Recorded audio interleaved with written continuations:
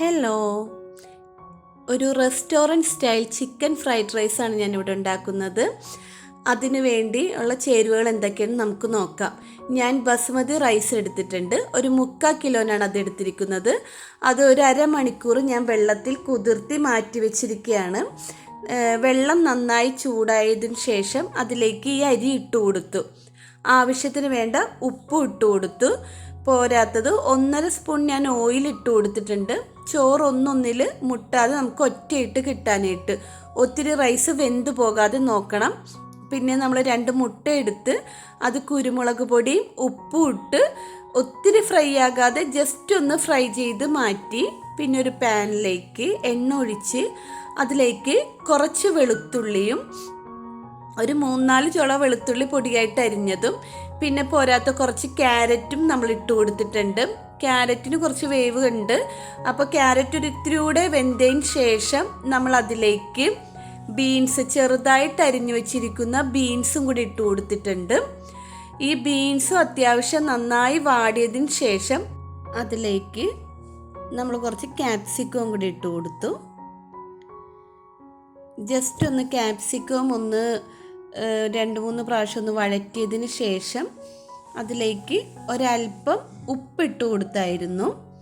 ആവശ്യത്തിന് വേണ്ട ഉപ്പിട്ടാൽ മതി. നമ്മൾ ആ ഉപ്പ് ഇട്ടതിന് ശേഷം അതിലേക്ക് സ്പ്രിംഗ് ഓണിയൻ്റെ തണ്ടാണ് അരിഞ്ഞിട്ടിരിക്കുന്നത്.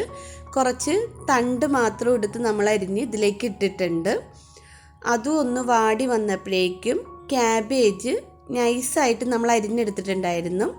ആ ക്യാബേജും കൂടി ഇട്ട് കൊടുത്തു. എല്ലാം അത്യാവശ്യം നന്നായി വാടി വന്നിട്ടുണ്ട്. ഒത്തിരി വെന്ത് വാടിപ്പോകേണ്ട ആവശ്യമില്ല. നമുക്ക് കുറച്ച് ഇതിൽ നിൽക്കണം, കടിക്കാൻ പറ്റിയ പാകത്തിന്. പിന്നെ അതിലേക്ക് കുറച്ച് സോയാ സോസും ഒരു 2 സ്പൂൺ ടൊമാറ്റോ സോസും കൂടി ഇട്ട് കൊടുത്തിട്ടുണ്ട്. ഇതെല്ലാം ഒന്ന് മിക്സ് ചെയ്തതിന് ശേഷം നമ്മൾ നേരത്തെ എടുത്ത് വെച്ചിരിക്കുന്ന നമ്മുടെ റൈസ് അതിലേക്ക് ഇട്ട് കൊടുത്തു.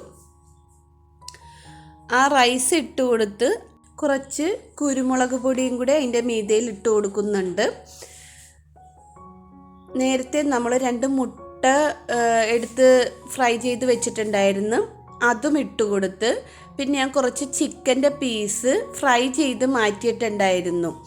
അതും പിന്നെ കൂടാതെ സ്പ്രിംഗ് ഓണിയൻ്റെ ലീഫ് ഉണ്ടായിരുന്നു. ആ ലീഫും ഞാൻ ഈ റൈസിലേക്ക് ഇട്ട് കൊടുത്തു. ഇതെല്ലാം കൂടെ ഒന്ന് മിക്സ് ചെയ്ത് സെറ്റ് ചെയ്ത് മാറ്റിയപ്പോഴേക്കും നമുക്ക് റെസ്റ്റോറൻറ്റിൽ നല്ല അടിപ്പനായിട്ടുള്ളൊരു ഫ്രൈഡ് റൈസ് നമുക്ക് കിട്ടിയിട്ടുണ്ട്. നമുക്ക് ഇതിന് പ്രത്യേകിച്ച് വേറെ കറികളൊന്നും വേണ്ട, അത്രയും ടേസ്റ്റാണ് നമുക്ക് കഴിക്കാനായിട്ട്.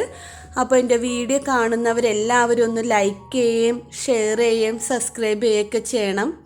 Okay, thank you.